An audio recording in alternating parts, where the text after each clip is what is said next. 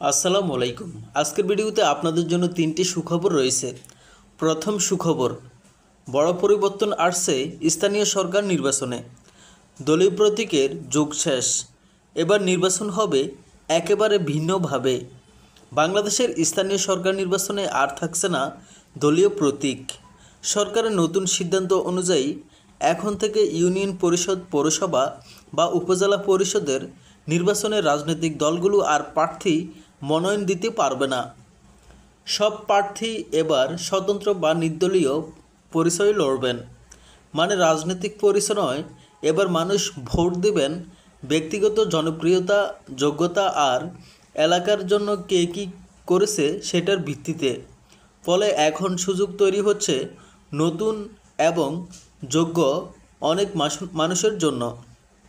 যারা এতদিন রাজনৈতিক দলে জায়গা পাননি তারাও নির্বাচনে অংশ নিতে পারবেন নিজের পরিচয়ে।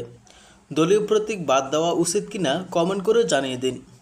দ্বিতীয় সুখবর, ইউপি নির্বাচনের সময়সূচি স্পষ্ট। ডক্টর মোহাম্মদ ইউনূসের নেতৃত্বে অন্তর্বর্তীকালীন সরকার ঘোষণা করছে, সংস্কার শেষ হলে 2026 সালের এপ্রিলে ইউপি নির্বাচন। সংস্কারে আরও সময় লাগলে জুন 2026-এ নির্বাচন। এটি ভোটারদের মধ্যে একটি নিরাপত্তা বোধ সৃষ্টি করছে যে নির্বাচন হবেই। তৃতীয় সুখবর, শিক্ষাগত যোগ্যতা বাধ্যতামূলক। মেয়র ও চেয়ারম্যান হতে হলে ন্যূনতম বিএ পাস থাকতে হবে। এর ফলে শিক্ষিত ব্যক্তিরা রাজনীতিতে আগ্রহী হবেন। টাকা পয়সা শক্তির দাপট কমবে, সচেতন ও যোগ্য নেতৃত্ব তৈরি হবে।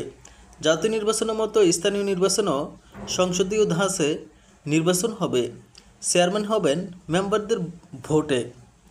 প্রিয় বন্ধুরা, মেম্বারদের কতটুকু শিক্ষাগত যোগ্যতা থাকা দরকার কমেন্ট বক্সে জানিয়ে দিন। সবাই আমার চ্যানেলটি সাবস্ক্রাইব করে রাখুন।